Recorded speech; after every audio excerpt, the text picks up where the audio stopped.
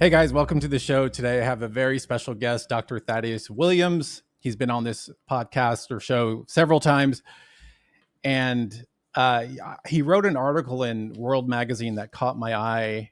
The title is An Anti-Gospel Take on Greed, and the subtitle is Christian Socialists Compromise the Gospel and Ignore Economic Realities. This was for World Magazine.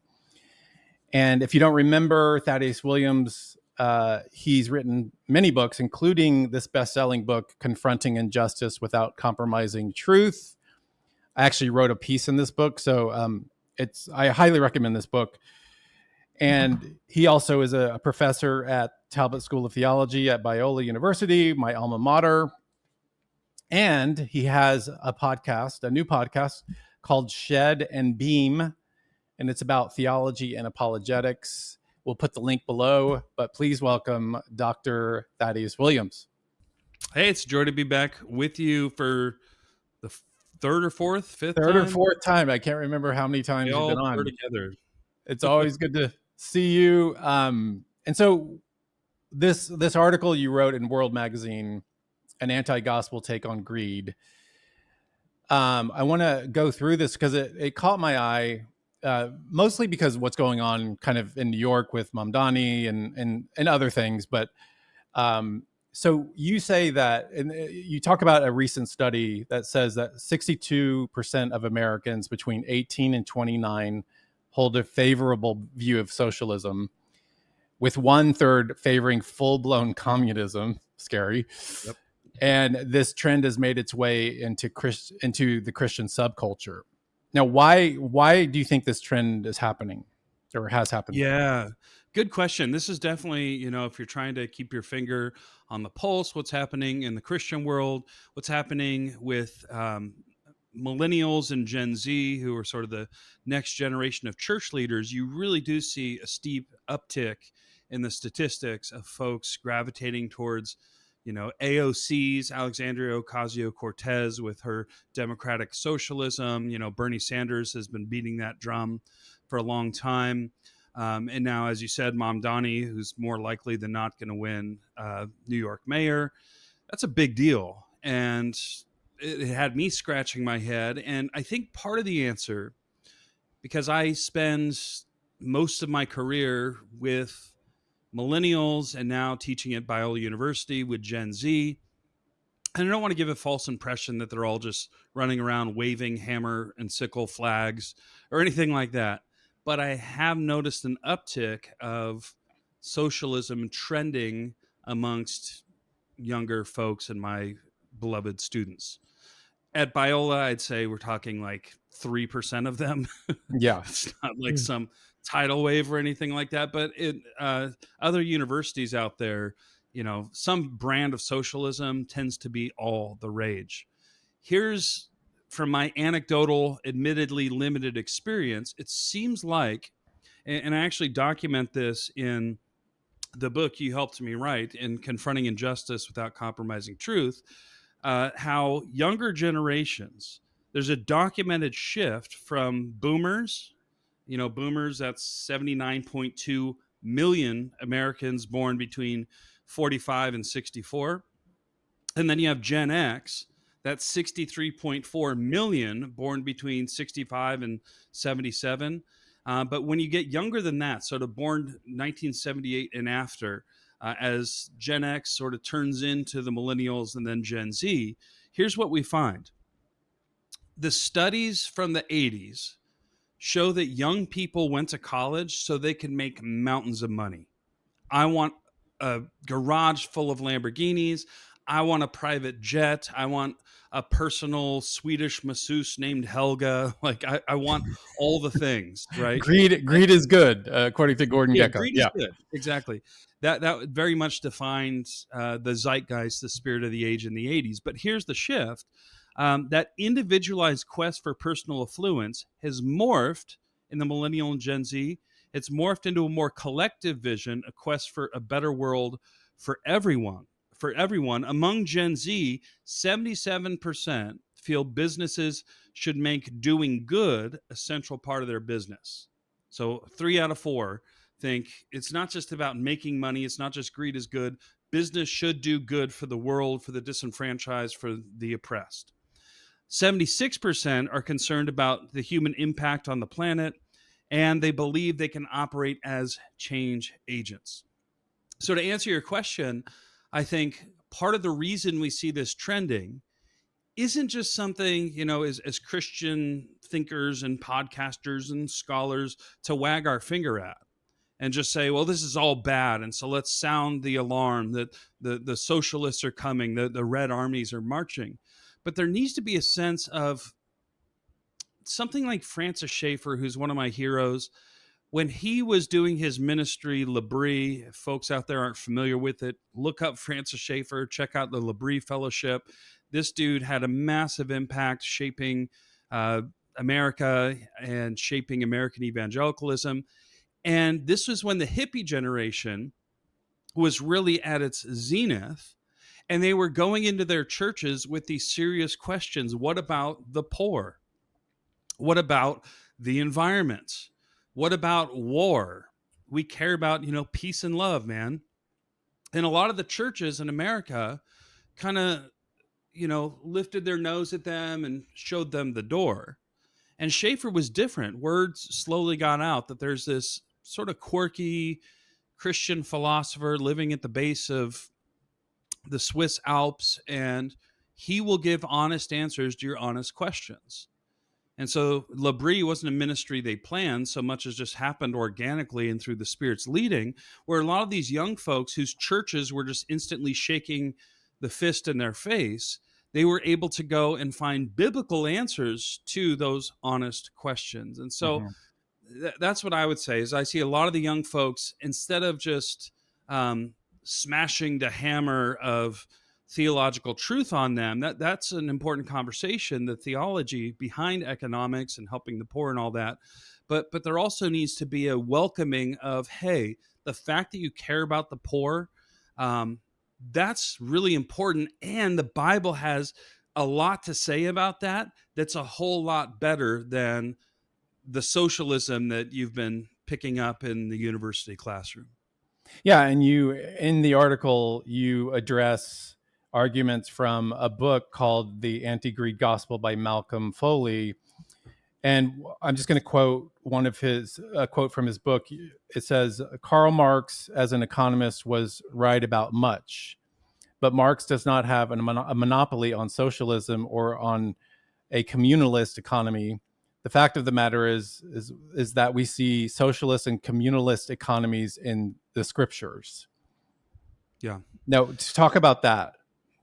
Sure. So Foley is a scholar. This is his book. If anybody's interested in understanding why some of these socialistic concepts are gaining some traction in Christian circles, there are people who are building bridges between socialism and Christianity. The Reverend Dr. Malcolm Foley would be one of them.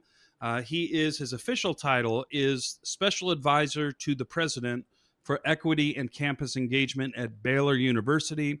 Full disclosure, Dr. Foley is a friend. I had the privilege of debating him in Minneapolis a couple months ago. If people want to go to the Shed and Beam, my podcast, they can watch some of the highlights of that.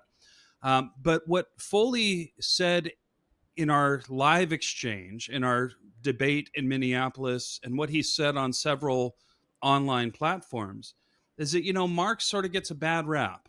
He's actually got a lot of insight. There's a lot of good stuff there.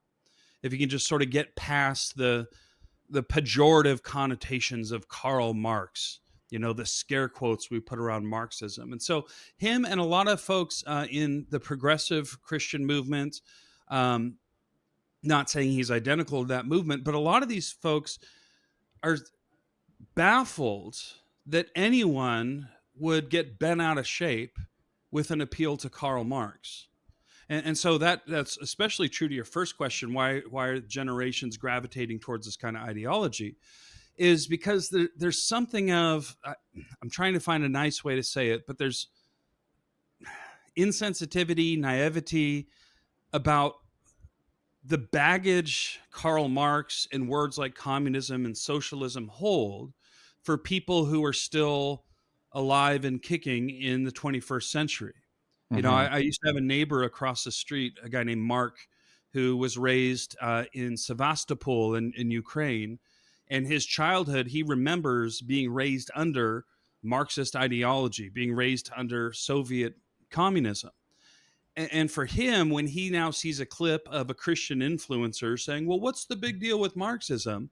My old neighbor Mark would want to just shake them by the shoulders and show them pictures of, like, here's my family members who had everything taken from them. Here's, you know, my great grandparents who literally were sent to gulags. And so I learned this the hard way, Beckett. A few years ago, I bought a shirt. I thought it was stylish. It's a navy. It was like an army green shirt, and it had Che Guevara, the communist revolutionary, on it, and it just looked cool. It was like a stenciled face, kind of like, if anybody can see the art behind me, these stenciled faces. There's Johnny All your Cash, communist friends behind you. C.S. Yeah. Lewis. Yeah. And so I go to fill the car up with gas, and the gas station attendant asked me about the shirt. Like, why are you representing Che Guevara? And I said, the shirt says Viva la Revolucion. That's cool. And he was like, that's not cool. And he went on there in the gas station to explain to me how he had personally lost family members under Che Guevara's, you know, socialist revolution. And so I think that's one factor, is we just need to bone up on our history of the last 100 years. You have over 100 million casualties of ideologies called socialism, ideologies called communism, ideologies that tip the hat to Karl Marx. Yeah. But that, yeah, it's, I mean, just, I think we just have sort of, as you said, there's a naivete, and there's just a kind of an ignorance of history of the 20th century, Yep. and the millions of people who died under that ideology. Yeah, the example that comes to mind for me, just real quick, would be like somebody walking into a synagogue and saying, you know, I don't agree with all of Adolf Hitler, but he had some good things to say about economics. Right. Understand the effect that that's going to have when you walk into um, pretty much anywhere in America where you will find folks affected personally. Many who fled, you know, Eastern Europe, many who had to flee South America. When you walk in and say something like, well, I think Marx gets a bad rap. You know, we villainized him. He's actually got a lot of good insight. Just understand not just the denotation of your words, what they mean in a dictionary, but the connotation, what the words do in the ears of real people that we're supposed to love. Yeah, I mean, and not least, Marx and Engels in the Communist Manifesto, at least, they wanted, especially Engels, wanted to abolish the family, which is Yep. not a great idea for Yeah. society. It's not the best idea.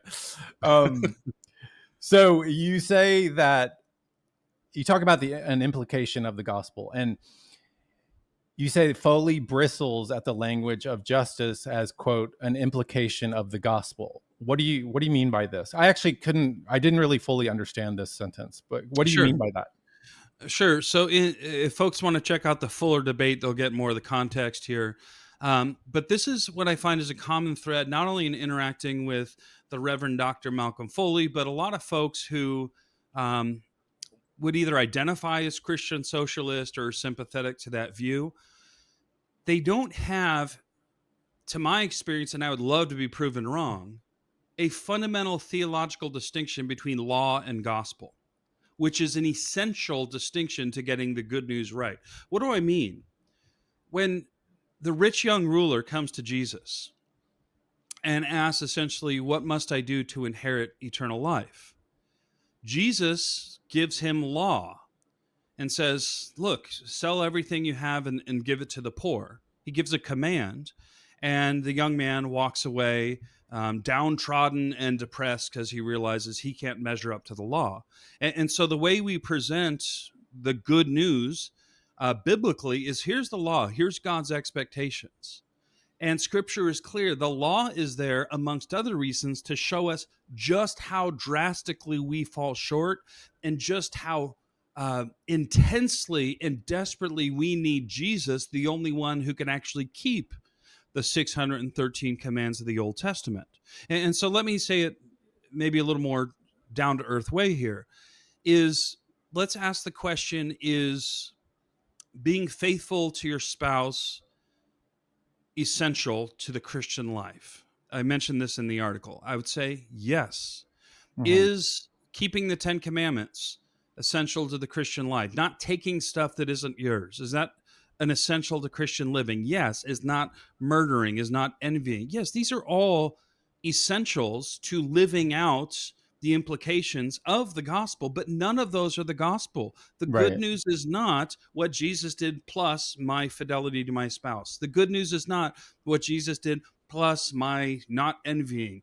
The minute you add a plus sign after the finished work of Jesus is the minute you compromise the best news in the universe. And so that was my concern in my dialogue with Dr. Foley, and in interacting with a lot of the literature coming from the more socialist side, is the gospel itself gets redefined such that helping the poor and abolishing capitalism and advancing some version of socialism actually becomes not an implication of, not even part of, but the essence of the gospel.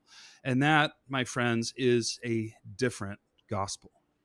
But isn't I mean, I think, you know, maybe a layperson might say, well, what about Acts chapter 4, when they were selling all the Christians were selling all their things and giving to others as they needed? Isn't that communism? Yeah, great question. I'm glad you bring that up. That passage comes up all the time. So notice what leads up to Acts chapter 2 and Acts chapter 4. These moments, these snapshots we get of the early church, is Peter in Acts 2 on Pentecost preaches the euangelion, the gospel, the good news. Mm-hmm. And you can read the sermon and see the effects of it. By the end, a whole lot of people put their faith in Jesus as the substitutionary atoner and the resurrected Lord. A lot of folks get saved. Right. But you'll notice nowhere in his gospel presentation does he even speak about economics. Nowhere does he speak about, free markets or socialism or anything like that. Even caring for the poor, which is a recurring biblical command, not suggestion. Nowhere does Peter mention caring for the poor as the gospel. Right. Because Peter had a good law gospel distinction. And so as people get saved by the good news, I'm saved by the grace of God alone, through Christ alone, so God and God alone gets the glory. When that good news clicks, it's not just, well, let's just sit on our hands and do nothing for the poor. Well, let's just sit around and stare at our watches until Jesus returns and we can all float off to heaven. No, the gospel has implications, real world implications. And so the passage you note where the church gathers together and they share all things in common, that is an implication of lives who have been transformed by the gospel. We're going to live in this radical solidarity. We're going to be radical sharers with each other, and that radical sharing of our finances is actually going to be a witness to the watching world that Jesus is to be taken seriously. But that radical sharing is just not what communism, socialism, or Marxism mean. Those terms tend to go hand in hand with central planning. The government is dispensing things. It tends to go hand in hand with things that are actually the opposite of what was going on in the early chapters of Acts, where it is a voluntary entering into this economic solidarity with the poor, which is the exact opposite of any kind of system, like a government system where you have a mandatory duty to the poor through taxation and redistribution. It's apples and oranges. Calling that socialism, it's deeply inaccurate. Right. I mean, as you said, it's voluntary versus compulsory. So it's a huge distinction, and we have to get that right. And then you say, what if the Marxist theory of where wealth comes from, known as primitive accumulation, which you can describe what that is, actually requires us to sin? What the heck do you mean by that? Yeah. So this was something really fascinating to me that I learned in Minneapolis at the debate with Malcolm Foley. Was Foley, and again, just to hold the book up, there's a lot of good stuff in here. There's a lot of things as Christians that we can learn that, oh, yeah, how can I make sure I'm not just getting swept along with consumerism? Consumerism isn't identical to capitalism, but in our version of capitalism, you do have a lot of consumerism where I anchor my identity in my stuff, where I hold very tight fisted to my stuff, and I care way too much about name brands and products. One of the faces behind me on the wall, one of those stencils, is Alexander Solzhenitsyn, who I love um, him. he's one of my heroes. If folks out there haven't watched his 1978 Harvard speech, it is a classic for a reason. You can watch it on YouTube. Alexander Solzhenitsyn. It's called World Split Apart, his 78 Harvard commencement speech. But Solzhenitsyn, He when he wrote was the Gulag invited, Archipelago, right? yeah, Gulag Archipelago was his big sort of breakthrough that really exposed a lot of folks in the West to just how evil the socialist ideologies had become in the Soviet Union. Well, he gets invited to Harvard, and the idea is we're going to have this anti-communist come and inspire the next generation to be just as anti-communist. And when he gets up, he ruffled a lot of feathers because instead he took his aim at how the West has gotten so consumeristic that we've lost our soul. And so he says, we worship things, we worship products. And so all that to say, we don't want to create this unnuanced either or. If there's a Christian who leans towards socialism, they're just all wrong. Recognize that many of them make a critique that's a valid critique, a biblical critique, that we shouldn't worship stuff. We shouldn't bow down to name brands. As Christians, we should be countercultural in the face of all that. But when I was interacting with Foley, one of his recurring emphases in his book is give the benefit of the doubt. He puts it in different words. He says, default to mercy. So he says, when you see a poor person, rather than just defaulting to judgment, you're poor because you're probably an addict, or you didn't try very hard, or you're poor because you deserve it, or you just want to milk off the government. He says, don't let your default mode be those judgmental condemnations. Default to mercy. And so at the debate, which again, folks can watch, the whole thing's been posted online, I just sort of plea for consistency. I say, well, let's put the shoe on the other foot. If you see a rich person, which, let's face it, and if anybody's listening in America in the 21st century, compare that to history, we are in the 0.0001% of wealth in the history of the human species. But let's put the shoe on that foot. If I see somebody who's well off and I use Marxist categories, and this is something that the quote unquote Christian socialists agree with explicitly in Marx, his theory of primitive accumulation. It's a fancy way of saying if you got rich, you got it through theft and exploitation. Mm-hmm. And this is a core concept in all forms of socialism, Marxism, and communism. You can only get rich by taking from the poor.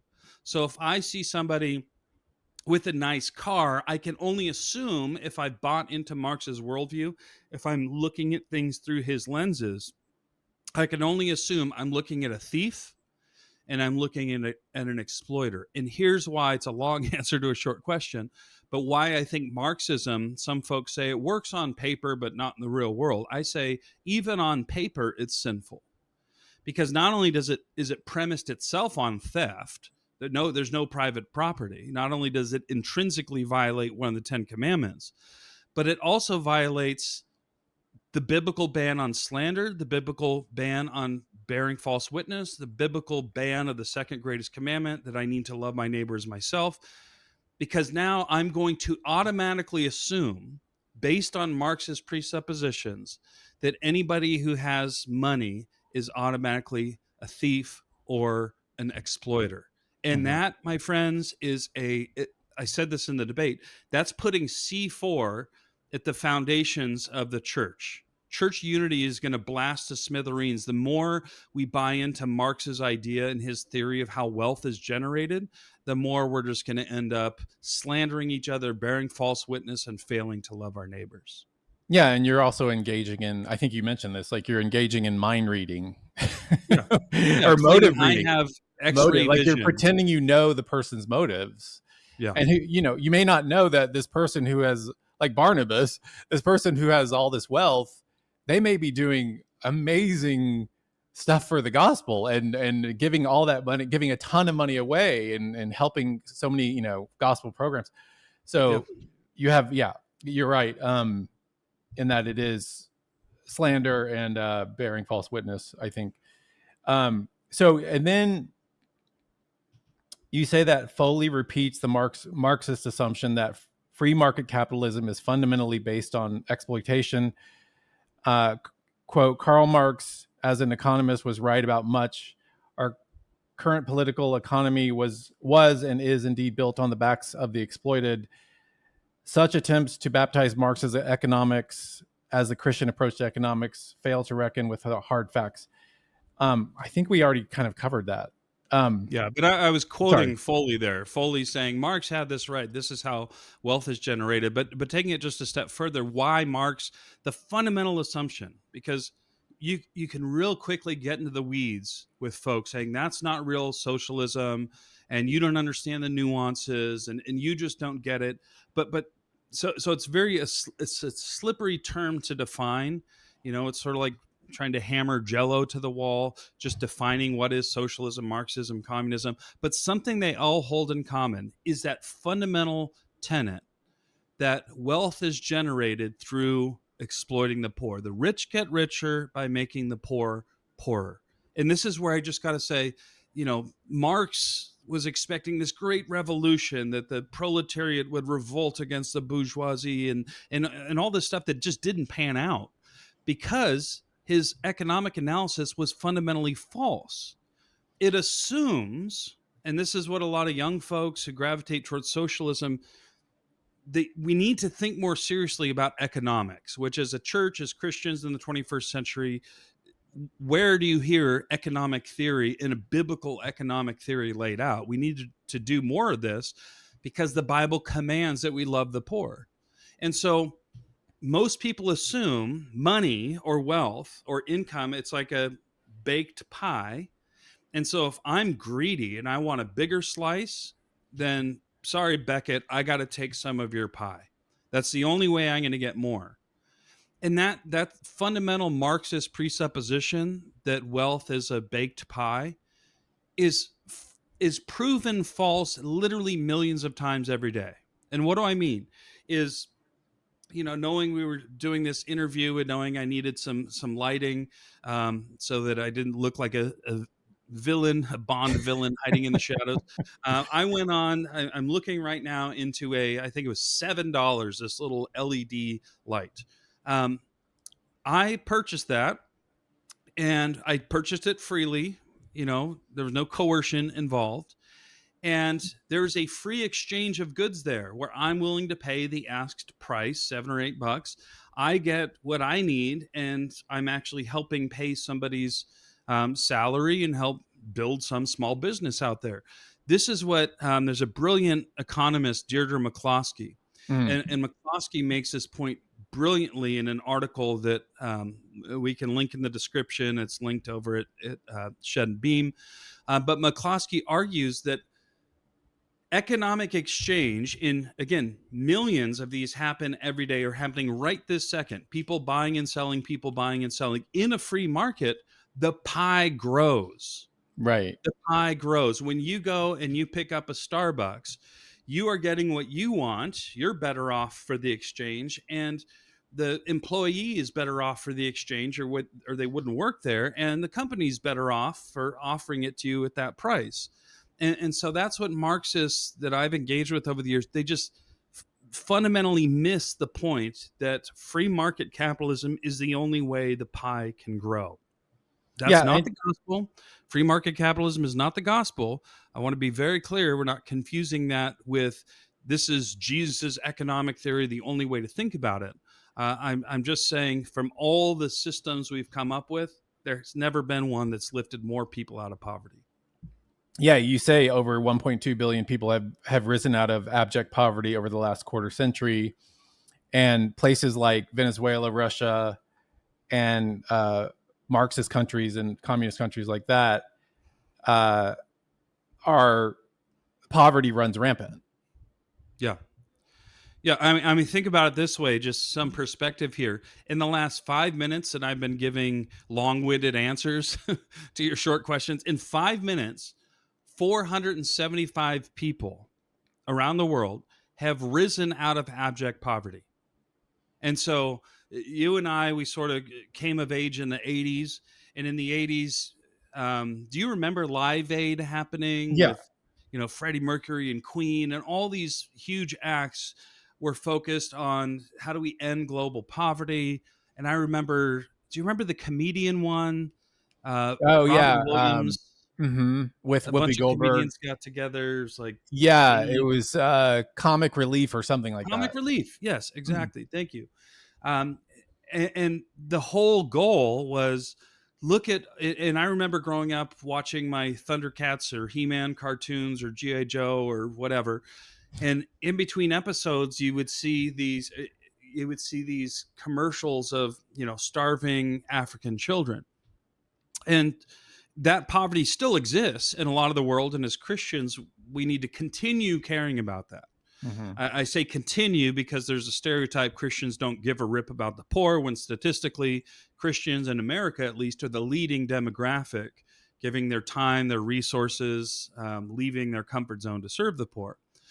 But in the 80s, there was this idea that poverty is so massive that we can do all the Live Aids and all the comedy reliefs and all of these things in the world and still only just put a tiny dent in it.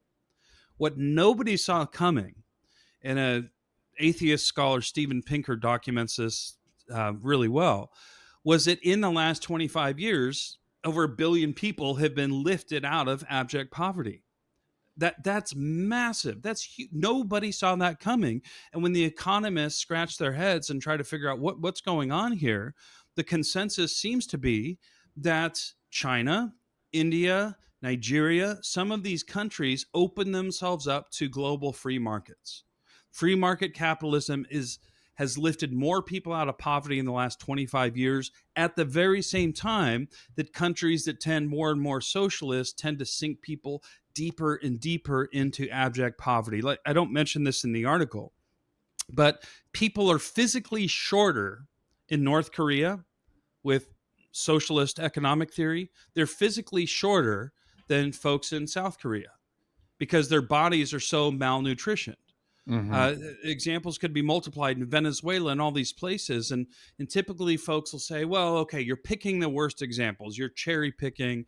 Here's where socialism has gone wrong. That's not true socialism. Why don't you look at Norway? Why don't you look at Sweden? Why don't you look at some of these other places? And I say, yeah, look at how those countries rank globally in terms of their free markets. And they have free markets. So anyway, I'm rambling here, but I'm rambling because every 5 minutes I ramble, another 475 people aren't poor. Yeah, and I mean, this is part of quote unquote loving your neighbor, Yeah. not wanting them to be in abject poverty and wanting to lift people out of poverty, and because Yeah. of as a result of free market capitalism. Um Now you get to a section in your article, and it's called Getting Race Wrong. Talk about race and how it applies to this. Yeah. So the way Foley builds his case, the subtitle of the Anti-Greed Gospel is "Why the Love of Money is the Root of Racism, and How the Church Can Create a New Way Forward." And so his thesis, and you have other scholars out there in the Christian world like Jonathan Tran. He wrote a book on racial capitalism. This is an idea that's sort of in the academic towers now, but is slowly making its way into the pews and pulpits of our churches. It's the idea that race isn't really the root problem, um, because race isn't even really a thing. And that's something I agree with Foley on and agree with Jonathan Tran. Race is a human invention. It's a human construct that has been used historically to disenfranchise, to other, to marginalize folks. And so Foley gives the example of the Portuguese, and says, well, they needed a way to justify stealing all these people from Africa. And so they invented race, which is, hey, our skin's paler, therefore we're superior because of the melanin in your skin cells. Because you're darker, you're less human, and therefore we're morally justified in exploiting you and your labor. And Foley, so far so good with his case. I think he's spot on about that. What he fails to recognize is he then associates that with capitalistic greed. And capitalism is free markets, and stealing people and forcing them into slavery is literally the opposite of freedom or free markets. The next step that Foley takes in his case is that, because racism isn't the primary problem, greed is the fundamental problem. It would follow that the only way to get ahead in capitalism on his own account is by, again, theft, greed, exploitation, dehumanizing people. You climb higher by stepping on the backs and pushing people lower. And he tethers that to white supremacy in American history.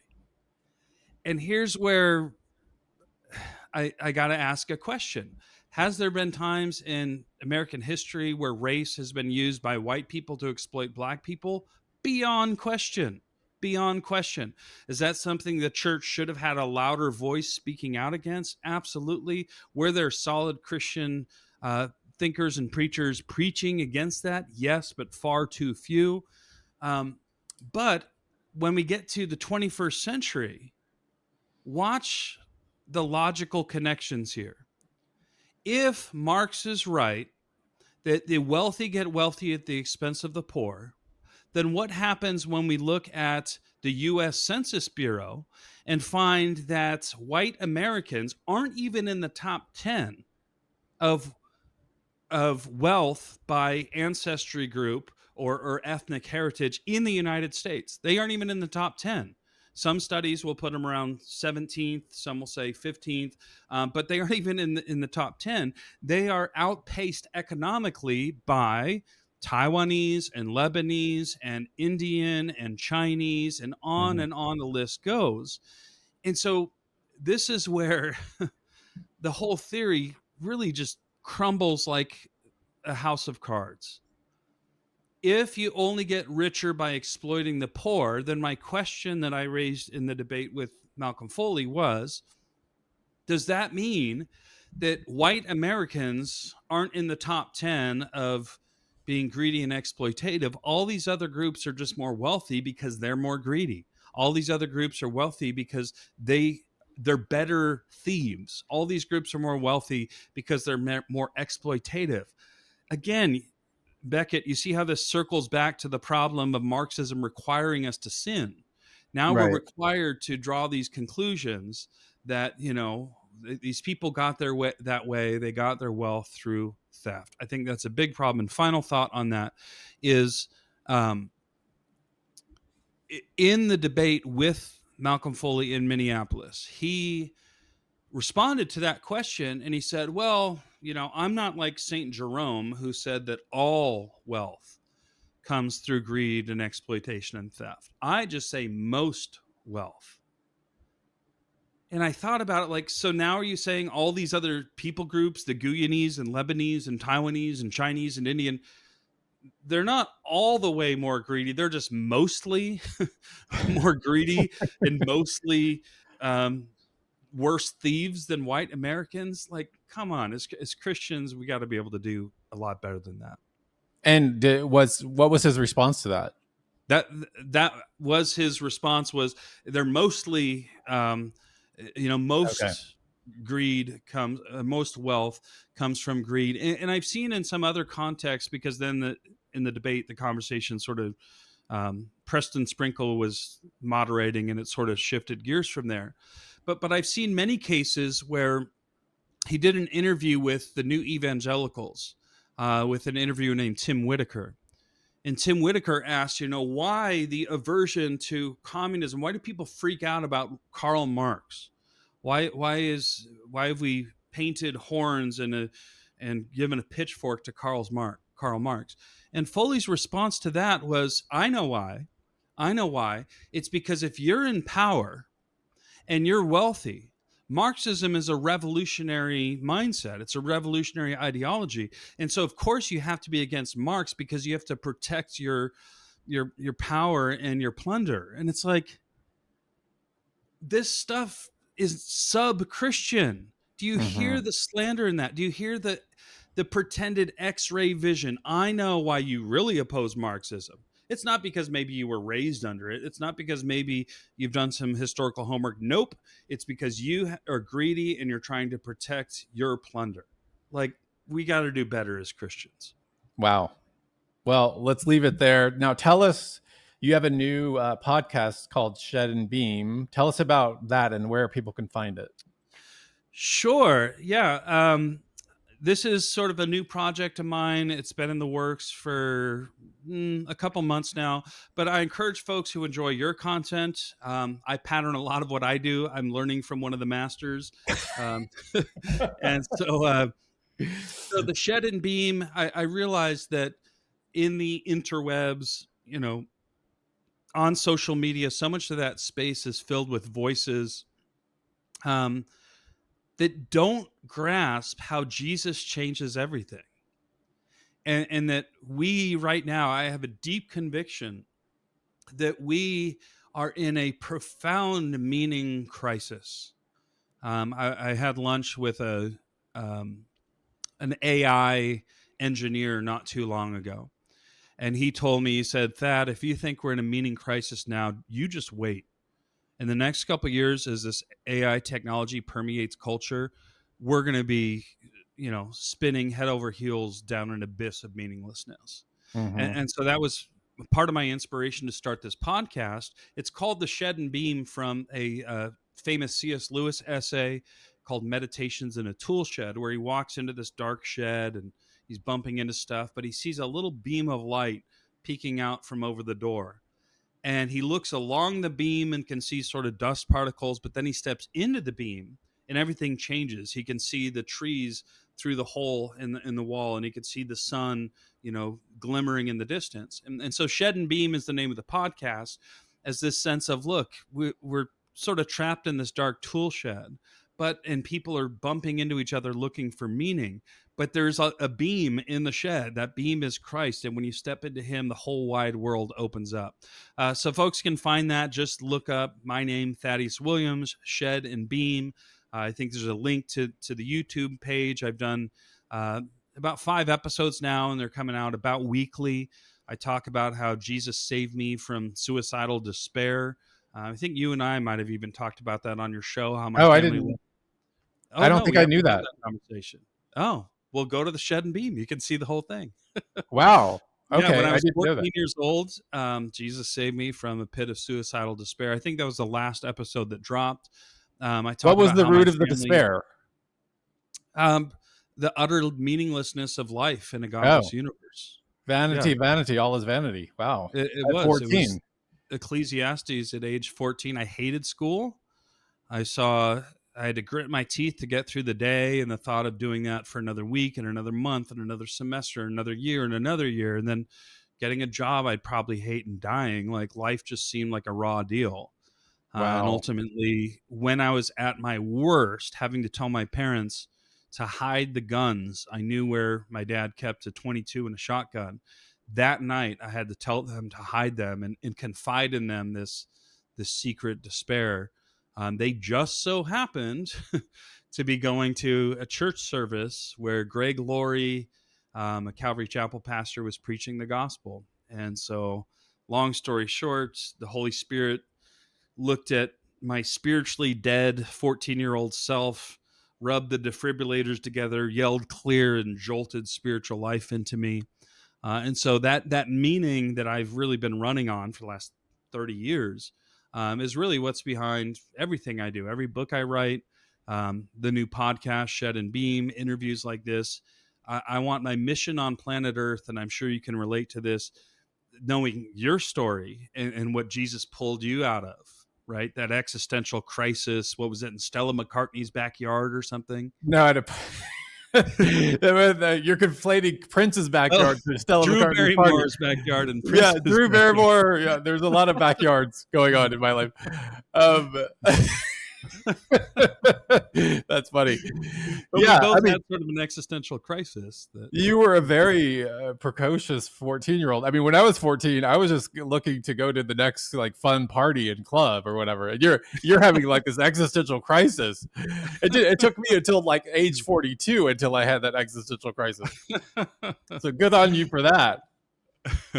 So yeah, they can hear that story, how my family left Mormonism. I have the debate with me and Malcolm. Mormonism? I didn't even know that part about you either. Wow, you're like just dropping all these bombs.